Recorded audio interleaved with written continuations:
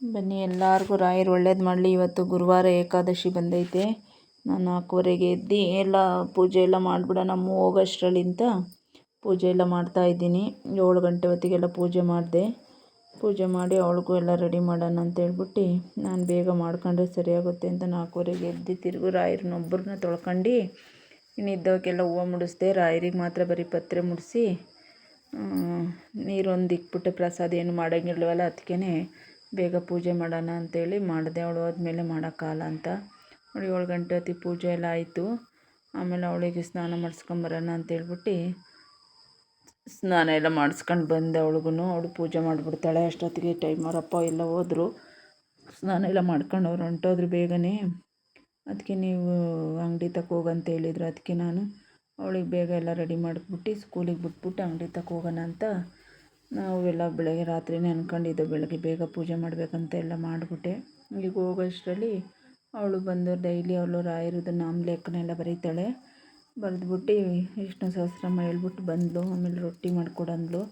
ಬಸ್ಸಾರಿತ್ತು ನೋಡಿ, ತುಂಬ ಸಖತ್ತಾಗಿತ್ತು ಮಾತ್ರ ಬಸ್ಸಾರು. ಒಣಗಾನೆ ಸೊಪ್ಪಿಂದು ತುಪ್ಪ ಎಲ್ಲ ಹಾಕ್ಕೊಟ್ಟೆ. ತಿಂದು ರೊಟ್ಟಿ ತಗೊಂಡು ಸ್ವಲ್ಪ ಅನ್ನ ಮಾಡಿಕೊಡಂದ್ಲು. ಅದಕ್ಕೆ ಅನ್ನ ಮಾಡಿಕೊಟ್ಟೆ. ಆಮೇಲೆ ರಾಯರಿಗೆ ಹೂವು ಐತೆ, ಬಸ್ಸಲ್ಲಿ ಫೋಟೋ ಐತೆ, ಅದಕ್ಕೆ ಹೂವನೂ ಪತ್ರೆ ತಗೊಂಡೋದ್ಲು. ಗಣೇಶ ರಾಯರಿದ್ದಾರೆ, ಆ ಫೋಟೋಗಳಿಗೆ ಗಣೇಶಂಗೆ ಹೂವು ಕೊಡು, ರಾಯರಿಗೆ ಬರೀ ಪತ್ರೆ ಕೊಡು ಅಂತ ಹೇಳ್ಬಿಟ್ಟು ಕೊಟ್ಟೆ. ಅವಳು ನಾನು ತಗೊಂಡೋಯ್ತೀನಮ್ಮ ಅಂತ 1 ವರ್ಷದಿಂದ ಸ್ಕೂಲ್ಗೆ ಹೋದ್ಮೇಲೆ ಬಸ್ಸಲ್ಲಿ ರಾಯರ ಫೋಟೋ ಇಟ್ಮೇಲೆ ತಗೊಂಡೋಯ್ತೀನಿ ಅಂದ್ಲು. ನಾವು ಇವಾಗ ಹೂವು ಬೆಳೀತಿರೋದು. ಫಸ್ಟು ದುಡ್ಡು ಕೊಟ್ಟಾದರೂ ಸರಿಯೇ, ನಾವು ತಂದ್ರೂ ರಾಯರಿಗೆ ಕೊಟ್ಟು ಕಳಿಸಿ 1 ವರ್ಷದಿಂದ ತಗೊಂಡೋಯ್ತಾಳೆ. ದುಡ್ಡು ಕೊಟ್ಟರು ಕೂಡ ನಾವು ತಗೊಂಬಂದು ಕೊಟ್ಬಿಟ್ಟೆ ಕಳಿಸೀನಿ. ನಮ್ಮ ಮನೆ ಪೂಜೆ ತಂದ ಗುರುವಾರ ಅಲ್ಲಿ ರಾಯರಿಗೂ ಗಣೇಶಂಗೂ ತಗೊಂಡೋಗಳು. ತಗೊಂಡೋದ್ಲು. ಎಲ್ಲ ಕಟ್ಟಿಕೊಟ್ಟು ಅವಳಿಗೆ ಮಡಗದೆ ಬಯಗೊಳಿಕೆ ತಗೊಂಡೋಗಂತೇಳಿ. ಆಮೇಲೆ ರೊಟ್ಟಿ ಮಾಡಿದ್ನಲ್ಲ, ರೊಟ್ಟಿನ ಹಸು ಕೊಟ್ಟು ಬರ್ತೀನಿ ಅಂತ ಗೌರಿಗೆ ತಗೊಂಡೋದ್ಲು. ಕೊಟ್ಟು ಬರೋಕ್ಕಲ್ಲಿ ಅಷ್ಟು ಇನ್ನು 10 ನಿಮಿಷ ಇತ್ತು. ಸರಿ ಅಂದ್ಬಿಟ್ಟು ನಾನು ಬಂದು ವೇಲೆಲ್ಲ ತಗೊಂಡು ಹಿಂದೆಗಡೆ ಎಲ್ಲ ಆಫ್ ಮಾಡ್ಕೊಂಡು ಹೊರಟು ಆಚೆಗೆ. ಅಷ್ಟೊಕ್ಕೆ ಬಂದ್ಲು ಅವಳು. ಬಂದೆಲ್ಲ ತಗೊಂಡಲ್ಲ ಆಂಜನೇಯಂಗೆ ಹೋಗೋ ನಡಿ ಅಂತೇಳ್ಬಿಟ್ಟು ಬಾಗಿಲು ತೆಗ್ದಿದ್ರಲ್ವ ಆಂಜನೇಯನ ದೇವಸ್ಥಾನಕ್ಕೆ ಕೈ ಮುಗ್ಬಿಟ್ಟು ಗುರುವಾರ ಅಂತೇಳ್ಬಿಟ್ಟು ಹೋದು.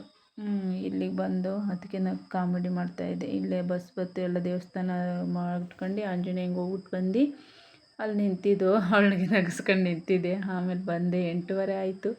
ಅಂಗಡಿಗೆ ಹೂವು ಎಲ್ಲ ತಗೊಂಡು ಪತ್ರೆ ಎಲ್ಲ ತಗೊಂಡು ಹೊರಟೆ. ಆಮೇಲೆ ಆ ಬಾಕ್ಸ್ ಒಳಗೆ ಕಾಯ್ಕೊಂಡಿದ್ದೆ, ಐಸ್ ಕ್ರೀಮ್ ಬಾಕ್ಸ್ ಒಳಗೆ ಹೂವು ಎಲ್ಲನೂ ಹಾಯ್ಕೊಂಡು ಹೊಂಟು. ಆಮೇಲೆ ಹೋಗಿ ಪೂಜೆ ಎಲ್ಲ ಮಾಡೋಣ ಅಂತ. ಇನ್ನು ಬರೋದು ಲೇಟು. ನಾನು ಅಂಗಡಿ ತಕ್ಕ ಹೋಗಿ ಬಾಗಿಲು ತೆಗಿ ಬರ್ತೀನಿ ಪೂಜೆ ಮಾಡ್ತಾಯಿರು ಅಂತ ಅಂದರು. ಸರಿ, ನಮ್ಮದೆಲ್ಲ ಕೆಲಸ ಆಗಿತ್ತಲ್ಲ 7 ಗಂಟೆಗೆ. ಇವತ್ತು ಉಪವಾಸನೂ ಇದ್ದೆ ಮಧ್ಯಾಹ್ನ ತನಕ.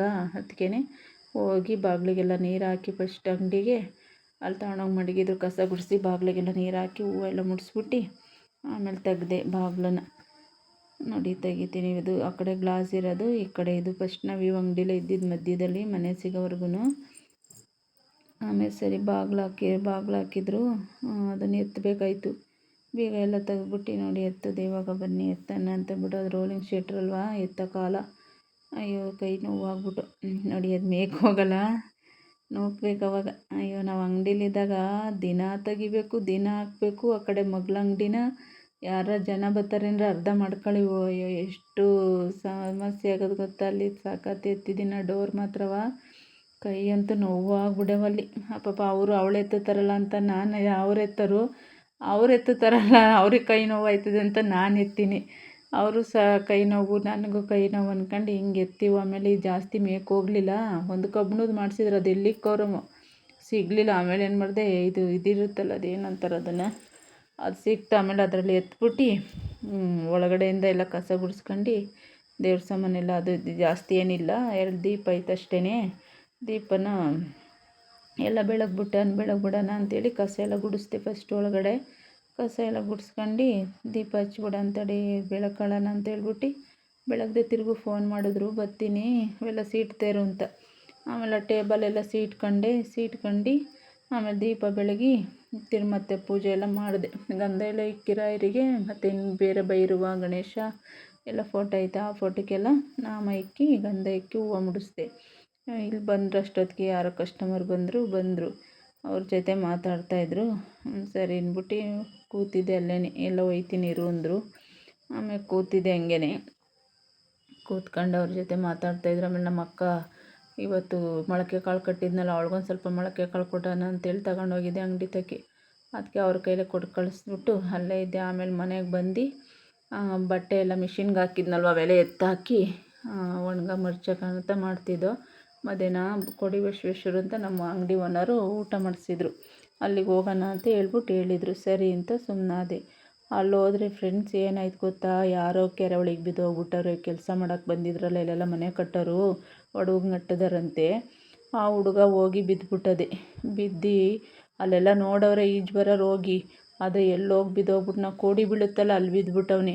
ಎಲ್ಲ ಈಜು ಬರೋರೆಲ್ಲ ನೋಡಿ ಮಾಡಿದ್ರು, ಸಿಗಲಿಲ್ಲ.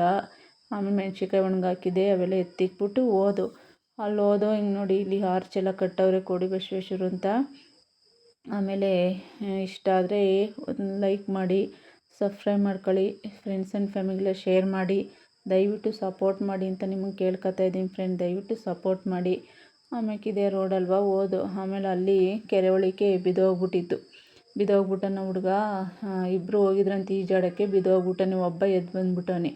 ಅವನು ಹೆದ್ರಿಕೊಂಡು ಕೂತ್ಬಿಟ್ಟಿದ್ದ.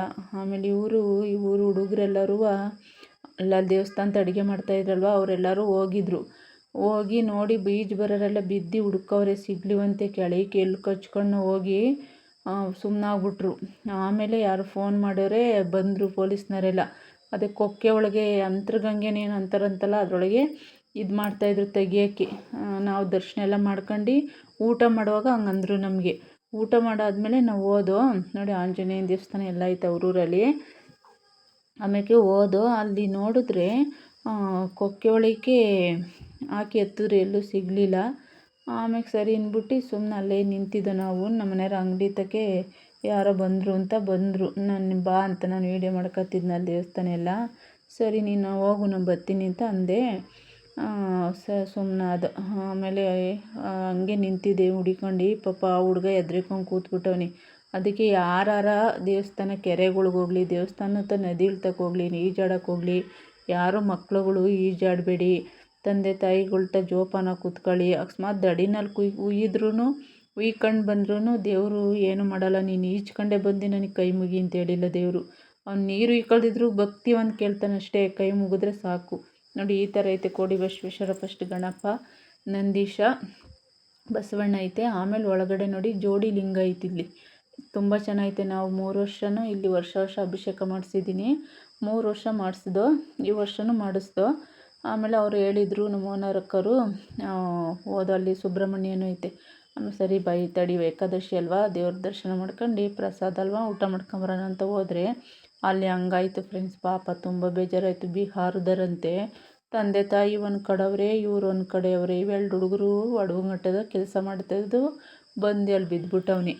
ಸಿಕ್ಕುದನ್ನೇನೋ ಗೊತ್ತಿಲ್ಲ. ಬತ್ತಿಗೆ ಇನ್ನೂ ಪೊಲೀಸ್ನವರೆಲ್ಲ ಬಂದಿರಲಿಲ್ಲ. ಬಂದಿದ್ರು, ಇಬ್ಬರು ಬಂದು ಅದನ್ನೆಲ್ಲ ಹುಡುಕ್ತಾಯಿದ್ರು. ಆಮೇಲೆ ತಿಪ್ಟೂರಿಂದನೇನೋ ಬೋಟಲ್ಲಿ ಬಂದು ಹುಡುಕ್ತವ್ರೆ ಅಂತ ಹೇಳಿದ್ರು. ಆಮೇಲೆ ಸರಿ ಅಂದ್ಬಿಟ್ಟು ನಮ್ಮ ಮನೆಯವ್ರು ಬಂದುಬಿಟ್ರು. ನಾನು ಅಲ್ಲೇ ಹೋದೆ ನೋಡಂತಡಿ ಅಂತ. ನೋಡಿ ಅಲ್ಲಿ ಕೋಡಿ ಹತ್ರ ನೀರು ಬೀಳ್ತೈತಲ್ಲ, ಅಲ್ಲಿ ಬಿದ್ದಿರೋದು ಹುಡುಗ. ಇಷ್ಟು ಜನ ಅವ್ರಿಗೆ ಪೊಲೀಸ್ನವ್ರು ಬಂದು ಇದು ಮಾಡ್ತಿದ್ರು. ಎಸ್ತರು ಅದನ್ನೆಲ್ಲ, ಎಲ್ಲೂ ಸಿಗಲಿಲ್ಲ ಅವನು. ಆಮೇಲೆ ತಿಪ್ಟೂರಿಂದ ಬರಳಿದ್ರಂತೆ ನೋಡಿ, ಅದನ್ನು ಎಸ್ತರು. ಆ ಕೊಕ್ಕೆ ಒಳಗೆ ಎಲ್ಲಿ ಅಂತ ಸಿಗ್ತಾನೆ, ಎಲ್ಲೂ ಸಿಗಲಿಲ್ಲ. ಆಮೇಲೆ ಬೋಟಲ್ಲಿ ಬಂದ್ರಂತೆ, ಬೋಟಲ್ಲಿ ಹುಡುಕ್ತಾಯಿದ್ರಂತೆ. ಬೋಟಲ್ಲಿ ಅದನ್ನು ಎಸ್ಕೊಂಡು ಹುಡುಕ್ತಾವ್ರೆ ಅಂತ ಅಣ್ಣವ್ರಿಗೆ ಫೋನ್ ಮಾಡಿದ್ದೆ. ಹಂಗಂದ್ರು. ಯಾರೇ ಹೋದರೂ ಕೂಡ ನದಿಲಿ ಈಜಕ್ಕೆ ಬರೋದಿಲ್ಲಿ ಬರ್ದಲೇ ಇರಲಿ, ಹೋಗಬೇಡಿ. ತಂದೆ ತಾಯಿ ಹೆಂಡ್ತಿ ಮಕ್ಕಳನ್ನೆಲ್ಲ ಬಿಟ್ಟೋಗಿರ್ತೀರ, ನದಿನ ದಡಿನಲ್ಲಿ ಉಯ್ಕೊಂಬನ್ನಿ, ಏನೂ ಮಾಡಲ್ಲ ದೇವರು. ನೀನು ನೀರೊಳಗೆ ಈಜ್ಬಿಟ್ವಾ ಅಂತ ಹೇಳಿಲ್ಲ. ಆಯ್ತಾ ಬಂದೆ. ಆಮೇಲೆ ಬಂದು ರಂಗೋಲೆ ಬಿಟ್ಟಿದ್ನಲ್ಲ ಬೆಳಗ್ಗೆ, ಅದನ್ನು ಹಂಗೆ ತೋರಿಸ್ದೆ ನಿಮಗೆ. ಅಮ್ಮಗೊಂದು ಸ್ವಲ್ಪ ಪ್ರಸಾದನ ತಗೊಂಡೋಗ್ರಿ ಅಂತ ಅಕ್ಕ ಮಕ್ಳಿಗೆ ಕೊಟ್ಟಿತ್ತು. ಒಂದು ಸ್ವಲ್ಪ ಪಲ್ಯನೂ, ಬೂಂದಿ, ಒಂದು ಸ್ವಲ್ಪ ಪಲಾವು. ಅವರು ತುಂಬ ಇಷ್ಟಪಡ್ತಾರೆ ಪಾಪ. ಅಮ್ಮನಂತ ಊರ ಜನನೇ ಅಷ್ಟೇ, ಏನೇ ಮಾಡಿದ್ರು ಹೇಳ್ತಾರೆ ತಗೊಂಡೋಗಕ್ಕಂತ ಅವ್ರಮ್ಮ ಓನರ್ ಅಕ್ಕ ಅವರು ಕೊಟ್ಟರು. ಒಂದು ಸ್ವಲ್ಪ ಈಸ್ಕೊಳ್ಳೋಣ ಪ್ರಸಾದನ ಅಂತ ಹೇಳ್ಬಿಟ್ಟು ಈಸ್ಕೊಂಡು ಬಂದಕ್ಕು ಜಾಸ್ತಿನೇ ಕೊಟ್ಟಿದ್ರು. ನಮ್ಮ ಮನೆಯವ್ರು ಬೇಡ ಅವಳೊಬ್ಳಿಗೆ ಅಂತ ಸ್ವಲ್ಪ ಅಲ್ಲೇ ಹಾಕ್ಬಿಟ್ಟು ಸ್ವಲ್ಪ ಪಲಾವ್ ತಗೊಂಡು ಬಟ್ಲೆಲ್ಲ ಕೊಟ್ಟಿದ್ರು ಅಷ್ಟು ಕುಂಕುಮಕ್ಕೆ. ಆ ಬಟ್ಲೊಳಗೆ ಹಾಕ್ಕೊಂಡು ತಗೊಂಬಂದು ಸಾಯಂಕಾಲ ಬಂದಾಗ ಅವಳಿಗೂ ದೇವ್ರ ಪ್ರಸಾದ ಅಂತ. ನಮಗೆ ಶಿವ ಇಷ್ಟ, ಅವಳು ಶಿವನ ಭಕ್ತೇನೆ. ಅವಳು ಶಿವರಾತ್ರಿಯಲ್ಲಿ ಹುಟ್ಟಿದ್ಲು ಅವಳು. ಶಿವನ್ ತುಂಬ ಚೆನ್ನಾಗಿ ಇದು ಮಾಡ್ತಾಳೆ. ನಮ್ಮ ಮನೆ ದೇವರು ಶಿವ ಅಲ್ವಾ. ಸರಿ ಅಂದ್ಬಿಟ್ಟು ಪಾಪ ಅಲ್ಲಿ ಬೇಜಾರಾಯಿತು. ಬಂದು ನಾನು ಒಂದು ಸ್ವಲ್ಪ ಹೊತ್ತು ಮಲಗಿದ್ದೆ. ಆಮೇಲೆ ಬಟ್ಟೆ ಎಲ್ಲ ಒಣಗಾಕಿದ್ನಲ್ಲ, ಎತ್ಕೊಂಬಂದಿದ್ನಲ್ಲ ಮರ್ಚಿಕ್ಕಿ, ಅಷ್ಟೊತ್ತಿಗೆ ಬಂದು ಫ್ರೆಂಡ್ಸ್. ಇಲ್ಲಿಗೆ ಎಂಡ್ ಮಾಡ್ತೀನಿ. ವಿಡಿಯೋ ಇಷ್ಟ ಆದರೆ ಲೈಕ್ ಮಾಡಿ, ಶೇರ್ ಮಾಡಿ, ಸಬ್ಸ್ಕ್ರೈಬ್ ಮಾಡ್ಕೊಳ್ಳಿ, ಸಪೋರ್ಟ್ ಮಾಡಿ. Thank you friends. ಪಾಪ ನದಿ ದಡಕ್ಕೆ ಹೋದರು. ನದಿ ದಡದಲ್ಲಿ ಕೂತ್ಕೊಂಡು ಈಕಂಬಂದು ನೀರೊಳಗೆ ಈಜಾಡಕ್ಕೆ ಹೋಗಬೇಡಿ. ಇವತ್ತಲ್ಲಿ ಹೆಂಗಾಯ್ತು ಗೊತ್ತಾ, ಯಾರೂ ಇಲ್ಲ, ಅವ್ನು ಬಿದ್ದೋಗವನೇ. ಎಲ್ಲರೂ ಯಾರು ಹುಡುಕಿದ್ರು ಸಿಕ್ಲಿವಲ್ಲ, ಸುಮ್ಮನಾಗ್ಬಿಟ್ಟವ್ರೆ. ಯಾರೋ ಹೇಳಿ ಬಂದು ಆಮೇಲೆ ಅಲ್ಲಿ ಹುಡ್ಕಕ್ಕೆ ಬಂದರು. ಯಾವ ಊರು ಯಾವ ದೇಶನೋ ಪಾಪ ನೋಡಿ, ಇಲ್ಲಿ ಬಂದು ಸತ್ತೋಗವನೇ. ಅದಕ್ಕೆ ಹೋಗಿದ್ದ ಕಡೆ ಹೆಂಗಸ್ರಾಗಲಿ ಗಂಡಸ್ರಾಗಲಿ ಮಕ್ಕಳಾಗಲಿ ದೊಡ್ಡವರಾಗಲಿ ಚಿಕ್ಕವರಾಗಲಿ ನದಿ ದಡದಲ್ಲಿ ಉಯ್ಕೊಂಡು ಬನ್ನಿ. ದೇವ್ರು ಏನು ಮಾಡಲ್ಲ, ನೀನು ನೀರು ಉಯ್ಕೊಂಡೇ ಬಾ ಅಂತ ಹೇಳಿಲ್ಲ ದೇವರು.